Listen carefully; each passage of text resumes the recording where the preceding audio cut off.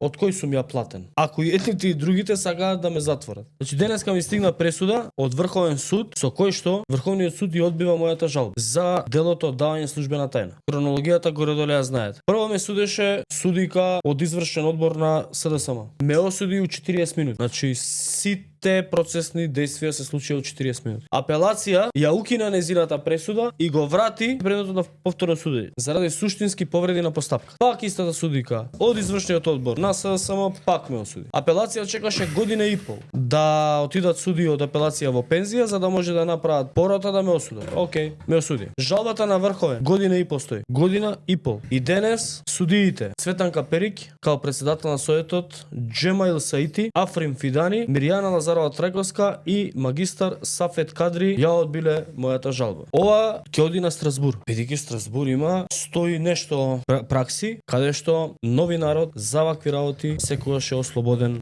од обвинението, а државата плаќа оштета. Така да, ја можам да кажам дека и се гордеам на овие пресуди од проста причина што новинар што не е чепнат ни од едни ни од други, како да ти кажам. Мене ме суделе и едните, еве и другиве. Од кој сум ја платен. Ако и едните и другите сакаат да ме затворат.